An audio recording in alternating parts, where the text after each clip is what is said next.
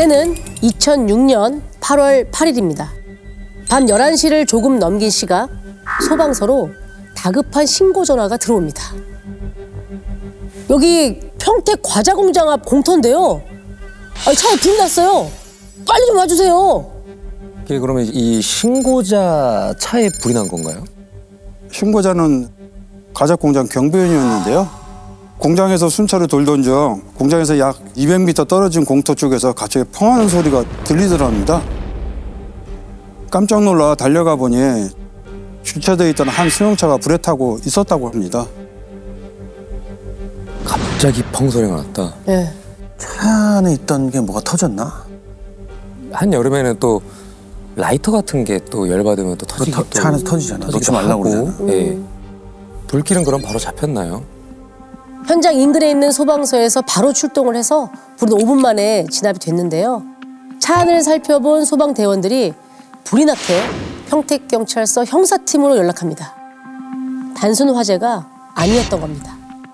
야, 그럼 누가 불을 질렀다는 얘긴데? 저희도 바로 달려갔습니다. 현장은 가죽 공장에서 걸어서 약 5분 정도 가야 나오는 공터였는데요. 평소 사람이나 차가 다니는 곳은 아니었습니다. 차량 외관만 봐도 단순 화재로 보이지 않은 이유를 단박에 알겠더라고요. 차에 반드시 있어야 할 이것이 없었습니다. 뭐가 없어요? 그러니까요.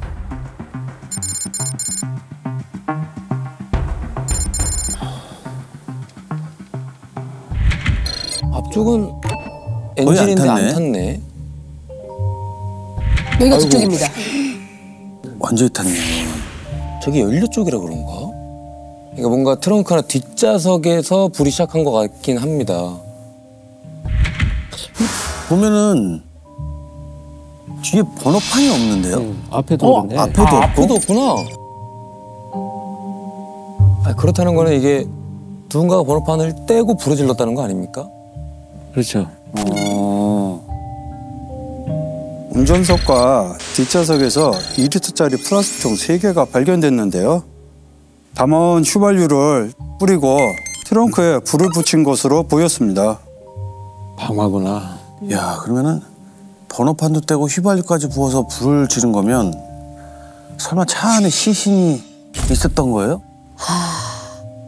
네, 운전석에서 시신이 발견됐었습니다. 불이 빨리 진압된 덕분에 시신이 크게 훼손되지 않은 상태였는데요. 운수회사 마크가 찍힌 파란색 셔츠를 입고 있는 남성이었다고 합니다. 운수회사? 그러면 회사 유니폼 같은 거였나 본데요? 그쵸? 일단 시신은 차 안에서 어떤 상태였나요? 피해자는 운전석에서 발견됐는데요. 좀 특이한 자세였습니다. 하반신은 운전석에 있는데 상반신은 조수석 뒷좌석을 향해 엎어진 차에도 있었습니다. 이렇게 세로로 운전석에서 앉아서 조수석 뒷자리로 이렇게 홈으로 빠져 있었다. 그러니까 이게 대각선으로. 네. 요렇게.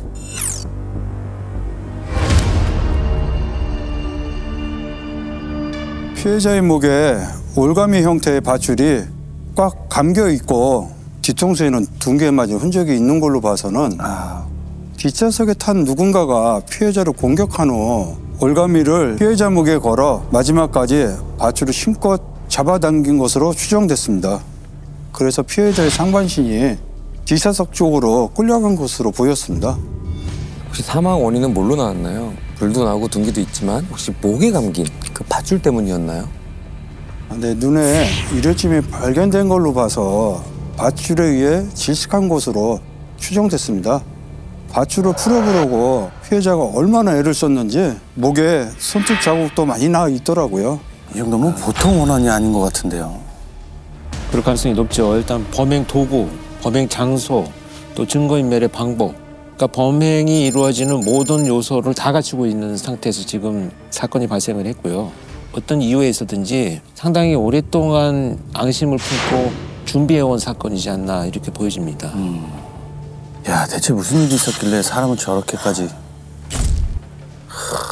근데 여기다 번호판까지 떼간 거 보면 단서도 안 남았을 것 같아요. CCTV는 없었나요? 워낙 외진 곳이라서 없었습니다. 차 안에서도 범인의 것으로 추정되는 지문이나 DNA도 나오지 않았고요. 유일한 단서는 밧줄과 휘발유로 담았던 통뿐이었는데 둘 다 흔히 구할 수 있는 것들이라서 어디서 샀는지 특정하기가 쉽지 않을 것 같았습니다. 그러면 일단은 피해자의 신원은 확인이 됐나요? 주머니에 들어있던 지갑에 신분증이 있어서 바로 확인이 됐는데요. 사망한 남성은 평택시에서 홀로 살고 있는 40대 남성으로 마을버스 기사였다고 합니다. 불에 탄 차량을 차대번호로 조회해봤더니 사망한 남성의 차량으로 확인이 됐고요. 회사 유니폼을 입고 있었던 걸 보면 퇴근하던 길이었던 것 같고요. 집이 공터와 마을버스 차고지 사이에 있었거든요. 퇴근 후 집을 지나쳐 공터까지 간 게 누군가와 이곳에서 만나기로 약속돼 있었던 것으로 보였습니다. 그렇죠. 신고가 밤 11시가 조금 넘은 시각이라고 했잖아요. 근데 그 밤에 인적이 드문 공터에서 만난다? 사람들이 잘 다니지 않는 이 공터에서 밤 11시에 사람들의 눈을 피해야 할 어떤 목적이 있는 만남이 아니고서야 약속 장소로 정하기는 굉장히 부자연스러운 곳이잖아요. 일단은 피해자가 범행을 전혀 예상하지 못하고 범인과 자연스럽게 차 안에 탔어야 되니까 면식범 중에서도 상당히 특별한 관계가 있든가 아니면 특별한 이유가 있든가. 그럼 뭔가 엄청 가까운 사이에 사람일 것이고 그런 사람이 그 사람을 살해한 거다. 지금부터 사망한 버스 기사를 임씨라고 부르겠습니다. 형사님은 임씨를 어두컴컴한 공터로 불러낸 사람을 찾기 위해서 통화 내역부터 확인해 보는데요. 눈에 띄는 번호 하나를 찾아냅니다. 사건 당일 오후 3시 30분에 임씨가 누군가에게 전화를 받고 아주 짧게 통화를 했는데요. 발신 번호가 공중전화였습니다. 야, 수상합니다. 사건 당일 수상한데. 공중전화에서 누군가 전화를 했다? 저희가 늘 공중전화가 나오면 좀 수상한, 그렇죠. 그렇지. 그리고 범인이 뭔가 신분이 밝히면 안 되는. 그렇지. 네, 저희도 범인이 수사를 피하려고 공중전화를 이용한 것 같아서 바로 위치를 알아봤는데요. 평택 바로 옆 도시죠. 오산에 위치한 한 대학교 인근 공중전화였었습니다. 현장에서 차로 한 20분 정도 거리였고요. 현장하고는 그렇게 멀지 멀지 않네요. 예. 혹시 목격자가 혹시 있었을까요? 당시만 해도 공중전화를 쓰는 사람이 많았을 때라 목격자를 찾기는 어려웠습니다. 주변에 CCTV도 없었고요. 아니 혹시 퇴근길에 누굴 만나기로 했다? 뭐 이런 얘기를 안 했을까요? 뭐 한잔 하기로 했다던가. 일단 임 씨가 다니는 버스 회사도 찾아가 봤는데요. 사건 당일 버스로 운행을 마치고 밤 10시 20분쯤 차고지에 들어온 것으로 기록이 남아 있고요. 그 이후 곧바로 자신의 승용차로 퇴근했는데 직장 동료들한테 특별한 얘기를 남기고 가진 않았다고 했습니다. 평소와 다르지도 않았다고 했고요. 그럼 의심 가는 사람은 없다고 하던가요? 누군가한테 원한을 살 만한 사람이 전혀 아니라고 했습니다. 결근 한 번 한 적이 없을 정도로 성실했고 동료 선후배들에게도 워낙 싹싹해서 두루두루 잘 지냈다고 하고요. 혼자 산다고 하니까 역시 혹시 뭐 여자에 얽힌 문제라도 있었지 않나 싶은데. 만나는 사람이 있는지 모르겠지만 가깝게 지낸 마을버스 기사가 한 명 있다고 하더라고요. 임 씨보다 10살 많은 50대 여성 기사였는데요. 임 씨와 누나 동생 하며 서로 잘 챙겼다고 했습니다. 그럼 그 여성 기사님이 뭔가 알고 계실 수도 있잖아요. 임 씨에 대해 물어보려고 전화했더니 마침 근무 중이었었습니다. 그래서 간단하게 임 씨와 최근에 연락한 적이 있는지 물어봤는데요. 2달 전쯤 헤어졌다고 하는 겁니다. 헤어져요? 네. 그럼 둘이 만났던 사이였네? 그러니까요. 아, 이러면 이제 또 나이 차가 있다 보니까 그 생각까지 제가 못했지만 헤어졌다는 말은 교제했다가 2달 전에 헤어졌다. 근데 왜 갑자기 헤어졌지? 그것도 2달 전에. 임 씨와 3년간 연인으로 만났는데 돈 때문에 헤어졌다고 했습니다. 임 씨가 워낙 다정해서 가까이 지내게 됐는데 돈을 빌리는 일이 잦았다고 하더라고요. 처음엔 얼마 되지 않은 금액이라 용돈 삼아 줬는데 이게 점점 불어나더니 한 달에 많게는 50만 원까지 주게 됐다고 하는 겁니다. 임 씨가 타고 다니는 중고차도 자신이 사줬다고 했습니다. 그러다 어느 날 2천만 원 정도 목돈이 급하게 필요하다고 해서 이건 그냥 주는 게 아니다. 꼭 갚아야 된다고 했는데도 돌려주지 않더랍니다. 그래서 그 돈 때문에 자주 다투다가 결국 헤어졌다고 하더라고요. 실제로 확인해 보니 임 씨가 여성에게 2천만 원 입금받은 내역도 있었고요. 어쩌다가 또 그렇게 큰 돈을 빌렸고 또 갚지도 못했을까. 임 씨가 도박을 좋아했다고 하더라고요. 임 씨가 도박을 했다면 다른 사람한테도 돈을 많이 빌렸을 것 같은데. 그렇죠. 그렇죠. 한 명한테만 빌리진 않으니까요. 자연스럽게 채무 관계로 인한 원한을 샀을 수도 있고요. 맞습니다.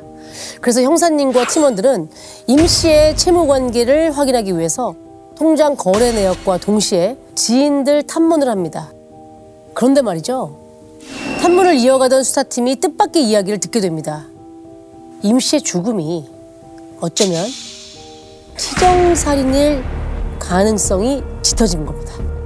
치정에 얽혀있던 사람이 누구였는데요? 복잡한 관계는 사망한 임 씨가 아니라 그 마을버스 기사에게 있었습니다. 이 여성에게는 별거 중인 남편도 있었고요. 그리고 사망한 임 씨와 헤어진 그 2달 사이 또 다른 남성과 동거를 하고 있던 중이었다고 합니다. 아, 그 여성분이 뭐가 복잡하구나. 이 여성분의 남자 문제 때문에 임 씨가 살해를 당한다? 그럴 이유는 없을 것 같거든요. 이 여성의 남편의 입장은 달랐습니다. 남편은 아내와 별거하게 된 게 임 씨 때문이라고 생각하더라고요. 아내랑 호프집을 했는데 임 씨가 단골 손님으로 자주 온 후로부터 아내와 가까워졌다고 했습니다. 버스 기사로 만난 게 아니군요. 네. 남편이 눈치를 채자 아내가 자신과 애들까지 버리고 임 씨와 살겠다며 집을 나가버렸다고 했고요. 그렇다 한 명 더 있잖아요. 현재 만나고 있는 동거남. 이 사람은 혐의점이 없었나요? 동거남한테도 비슷한 점이 좀 있었습니다. 평택의 한 건설 현장에서 일용직으로 일하는 남성이었는데요. 다른 일용직 말이 최근 들어 얼굴을 못 봤다는 겁니다. 다른 도시에 있는 건설 현장으로 간 것 같은데 정확히 어디로 갔는지 모르겠다고 하더라고요. 자, 일단 형사님과 팀원들은 여성의 2 남자, 남편과 동거남에 대한 알리바이를 확인하는 한편 주유소를 싹 뒤지기 시작합니다. 아, 휘발유를 뿌렸으니까 그치. 주유소에서 샀을 거 아니에요. 일단은 오산에서 공중전을 걸었던 기록이 있어서 오산에 있는 주유소부터 뒤져보기로 했습니다. 플라스틱 통에 휘발유를 담아간 사람을 혹시 기억하는지 탐문을 시작한 거죠. 혹시 뭔가 나왔나요? 한 주유소 직원이 기억이 났다면서 연락해 왔습니다. 기름을 쓸 데가 있는데 조금만 필요하다면서 플라스틱 3개 휘발유 받아간 사람이 있다는 겁니다. 그때가 사건이 발생하기 한 일주일 전쯤이었습니다. 그럼 휘발유를 일주일 전에 미리 사놨다는 얘기예요? 그럼 그 사람이 누구라고 하던가요? 파란색 셔츠를 입은 중년 여성이라고 했습니다. 저도 설마 했는데요. 주유소 CCTV를 확인해 보니 그 연상의 여인과 인상 차이가 비슷했습니다. 버스 기사니까 이상용이로라도 뭐 이렇게 좀 필요했을 수도 있지 않았을까요? 부상량으로 샀다고 하더라도 버스는 휘발유를 안 넣잖아요. 그쵸. 경유를 넣잖아요. 대형 차량들. 그래서 사실 그건 좀 맞지가 않습니다. 아, 그러네. 그래서 지금 가장 유력하죠. 자, 지금부터 이 연상의 버스 기사를 황씨라고 부르겠습니다. 자, 범인이 휘발유를 사간 주유소에서 형사님은 이걸 하나 떠올립니다. 그리고 선이 하나로 연결이 되는 순간 모든 의문이 풀립니다. 사건 현장이고요. 네. 저희가 주유소 지점입니다. 아, 휘발유를 사간 주유소요? 그렇죠. 그리고 공중전화로 그 전화가 걸려왔다는 저 대학의 위치. 아. 자, 여기에 어? 이 세 곳을 다 걸쳐서 종점까지 갔다? 설마 이게 황 씨의 마을버스 노선도예요? 네, 맞습니다. 허. 사건 일주일 전에 휘발유를 산 주유소와 사건 당일 임 씨에게 전화를 했던 공중전화 위치가 모두 황 씨 버스가 지나가는 곳이었습니다. 황 씨가 운행을 마치고 차고지에 들어오는 시간도 확인해 보니 사건 당일엔 평소보다 20분 정도 늦은 11시 20분에 차고지에 들어왔습니다. 운행 중에 공장 정류장에서 잠시 정차한 뒤 범행을 저지르고 다시 버스를 운행한 것으로 추정됐습니다. 아니, 승객도 있었을 거 아니에요? 버스니까. 당연하지. 가작 공장이 거의 종점이거든요. 게다가 거긴 외진 동네라 늦은 시간에 버스를 이용하는 사람들이 거의 없어서 빈 차인 경우가 많았다고 합니다. 아, 근데 아무리 그래도 이게 여성 혼자, 그 더 어린 남자는 살인의 방화까지 저지르는 거는 그러니까 참. 공범이 있지 않고서는 이게 어려울 것 같은데요. 아무리 네. 생각해봐도. 황 씨가 여성분이니까 기름도 사고 뭐 부르고 했는데 본인이 직접 하지 않은 거죠. 준비만 한 거일 수도 있지 않나. 그럼 그 주범을 버스에 태우고 같이 현장으로 갔다? 그 진실은 황 씨만이 알겠죠. 사건 발생 일주일째 형사님이 황 씨를 다시 찾아갑니다. 황 씨는 여느 날과 다름없이 버스를 운행 중이었다고 하는데요. 형사님이 황 씨에게 경찰서 좀 같이 가시죠 라고 했는데도 아주 침착했다고 합니다. 자백하던가요? 살해할 이유가 없지 않냐 그렇게 나오더라고요. 그러면서 임 씨가 도박 중독이었던 말을 꺼내는데 그 순간 범인인 걸 확신했습니다. 설마 그것도 거짓말이었어요? 저희가 사망한 임 씨 채무 관계를 확인하면서 지인들을 다 만나봤는데 임 씨가 도박을 하는 걸 봤다는 사람은 아무도 없었습니다. 돈을 빌려줬다는 사람도 물론 없었고요. 야, 그거 거짓말이었어요? 근데 통장 내역 확인했을 때는 황 씨가 임 씨한테 돈을 빌려준 거 맞잖아요. 그 2천만 원. 그러니까 임 씨가 죽으면 그 돈도 못 받을 텐데 돈 때문만은 아니었을 것 같은데. 그러니까요. 진짜로 황 씨가 살해했다는 증거가 있었나요? 직접적인 증거는 찾지 못했습니다. 다만 휘발유뿐만 아니라 철문점에서 벤츠도 구입한 게 확인됐는데 그걸로 번호판을 제거하지 않았을까 추정됐죠. 아, 근데 이걸로 직접적인 증거를 삼기에는 좀 부족할 것 같습니다. 그러네요. 형사님은 범행에 쓰인 도구들을 구입할 때마다 황 씨가 직접 구입한 기록을 모두 찾아내서 황 씨 앞에 보여줍니다. 결국 황 씨가 입을 떼는데요. 뭐 아주 황당한 말을 꺼냅니다. 죽일만 해서 죽였다.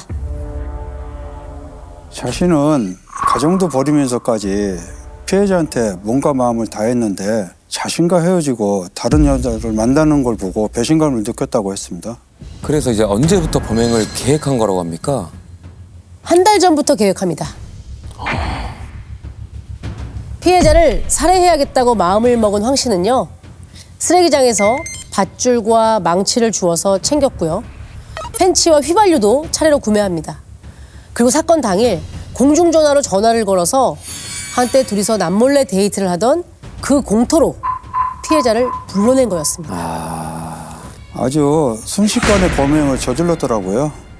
피해자 차량 뒷좌석에 타면서 여기 파리가 있네 하면서 자연스럽게 눈미로를 툭 쳐서 피해자가 뒷좌석을 못 보게 한 다음에 곧바로 피해자 목을 밧줄을 걸고 잡아당겼다고 합니다. 가지고 온 망치로 머리를 내리치기도 했고요. 진짜 혼자 한 거야? 아니 그러면 지금 한 손으로 밧줄을 잡고 다른 한 손으로 망치를 때렸다는 얘기잖아요. 이게 가능해요? 혹시 그 동거남이 도와준 건 아닐까? 아무래도 여성 혼자 하기 힘드니까. 동거남과 남편 모두 알리바이가 확인됐습니다. 근데 저희도 도무지 믿기지가 않더라고요. 그래서 진짜 혼자 한 게 맞냐 몇 번이나 확인했는데 바로 화를 내는 겁니다. 화를 내요? 네. 살인자가? 네. 참. 그러니까 순간 황 씨가 조사 중에 화를 참지 못하고 이런 말을 내뱉습니다. 내가 고랭지 배추밭에서 일하는 사람인데 그것도 못하겠습니까? 내가 남자들이랑 팔씨름을 해도 다 이겨요. 에? 이거 왜 이래요? 그러면서 더 황당하게도 자기가 한때는 5톤짜리 트럭에 배추 1000개씩을 매일같이 실은 사람이다. 진짜 용감한 형사들 다양한 사건들을 했지만 이 가장 황당한 진술이에요. 진짜 말이 안 되는. 야, 처벌은 어떻게 됐습니까?